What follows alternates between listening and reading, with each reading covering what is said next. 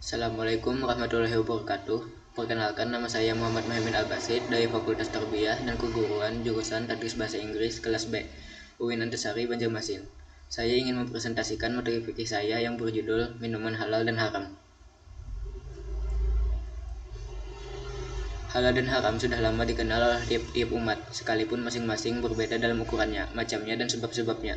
Kebanyakan dikaitkan dengan kepercayaan primitif, kufarat, dan dongeng-dongeng. Kemudian datanglah agama-agama samawi yang besar-besar dengan membawa berbagai peraturan dan rekomendasi tentang halal dan haram, yang mengangkat martabat manusia dari tingkatan kufarat, dongeng-dongeng, dan hidup primitif, menjadi manusia yang mulia dan terhormat.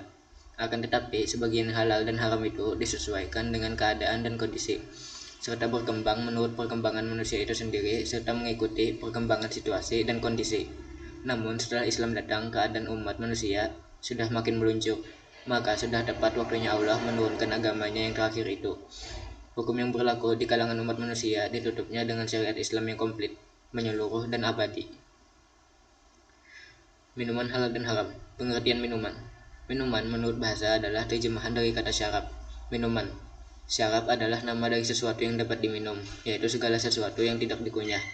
Kata syarab juga dipakai dalam arti minuman yang memabukkan. Sedangkan menurut terminologi, syarab diartikan sesuatu yang dapat diminum, baik berupa air biasa maupun air yang sudah melalui proses pengolahan atau yang sudah berubah warna dan rasanya. Jenis-jenis minuman halal. Segala jenis minuman yang ada di dunia ini halal untuk diminum, kecuali ada larangan yang mengharamkannya daripada Allah Subhanahu wa taala dan Nabi Muhammad sallallahu alaihi wasallam. Terdapat jenis-jenis minuman halal seperti berikut. Pertama, minuman halal yang dihasilkan daripada hewan seperti susu lembu, madu, dan lain-lain. Yang kedua, minuman halal yang dihasilkan daripada tumbuhan dan buah yang dijadikan minuman menjadi berbagai jus dan lain-lain. Allah Subhanahu wa taala memberikan penjelasan untuk memakan makanan dari minuman halal seperti firman-Nya pada surah Al-Baqarah ayat 168 yang berbunyi, Bismillahirrahmanirrahim. Ya ayuhan nasu kullu mimma fil ardi halalan thayyiban wa la tattabi'u khutuwatis syaiton innahu lakum aduwwum mubin. Yang artinya, wahai manusia, makanlah dari makanan yang halal dan baik yang terdapat di bumi, dan janganlah kamu mengikuti langkah-langkah setan. Sungguh, setan itu musuh yang nyata bagimu. Jenis-jenis minuman haram. Islam juga mengatur jenis-jenis minuman yang boleh dan tidak boleh dikonsumsi. Contohnya seperti semua minuman yang memabukkan seperti alkohol, khamar, arak, dan lain-lain. Memang minuman tersebut memiliki manfaat, tetapi keburukannya yang lebih besar. Allah Subhanahu wa taala juga melarang keras untuk meminum minuman haram sebagaimana firman-Nya pada surah Al-Maidah ayat 90 yang berbunyi, Bismillahirrahmanirrahim. Ya ayyuhallazina amanu innamal khamru wal maisiru wal ansabu wal ajlamu rijsum min amali syaitani fajtanibuhu la'allakum tuflihun. Yang artinya, wahai orang-orang yang beriman, sesungguhnya minuman keras, berjudi, berkuban untuk berhala, dan mengandu nasib dengan anak panah adalah perbuatan keji dan termasuk perbuatan setan. Maka jauhilah perbuatan-perbuatan itu agar kamu beruntung. Perbandingan mazhab tentang minuman halal dan haram. Pendapat ulama tentang arak dan minuman yang memabukkan.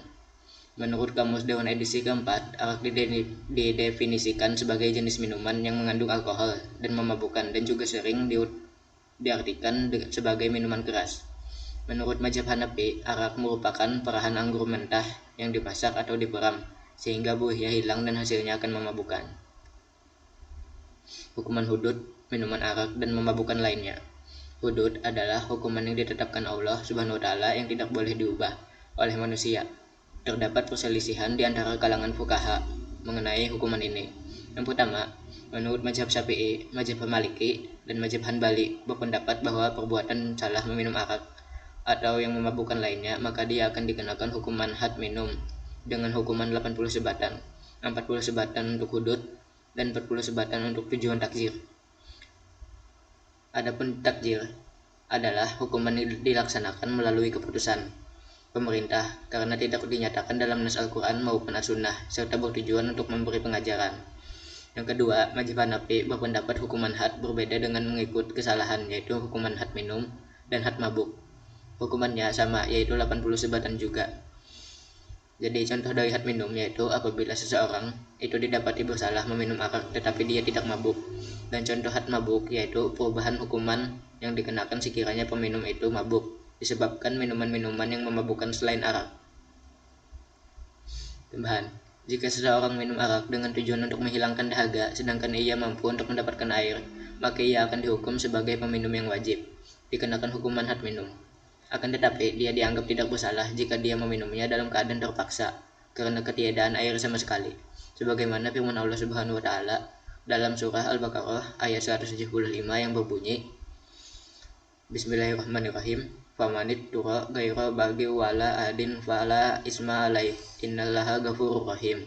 Yang artinya, tetapi barang siapa terpaksa memakannya bukan karena menginginkannya dan tidak pula melampaui batas, maka tidak ada dosa baginya. Sungguh Allah Maha Pengampun lagi Maha Penyayang. Penyalahgunaan minuman keras pada masa sekarang.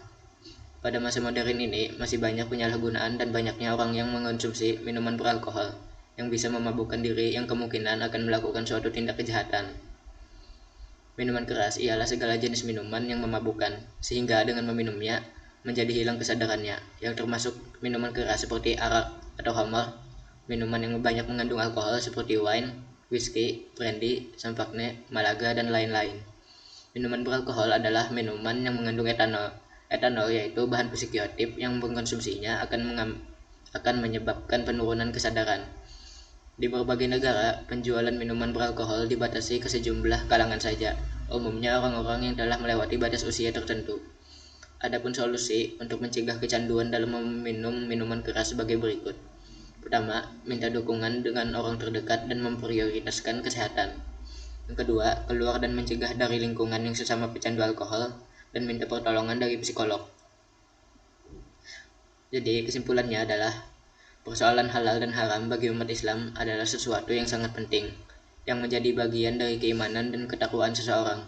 Perintah untuk mengambil makanan yang halal dan larangan menggunakan yang haram sangat jelas dituntut dalam agama Islam. Sebagaimana firman Allah Subhanahu wa taala dalam Al-Qur'an yang sudah disebutkan tadi. Minuman keras ialah segala jenis minuman yang memabukkan, sehingga dengan meminumnya menjadi hilang kesadarannya, baik secara agama maupun hukum. Penyalahgunaan alkohol atau alkoholisme atau minuman keras sangat dilarang. Hal tersebut karena dampak negatif yang ditimbulkan oleh alkohol itu sendiri, baik dari segi kesehatan, sosial, dan keamanan. Karena terdapat faktor-faktor yang dapat menyebabkan seseorang meminum minuman keras, yaitu faktor internal dan faktor eksternal. Sekian presentasi dari saya, salah hilap mohon maaf. Wassalamualaikum warahmatullahi wabarakatuh.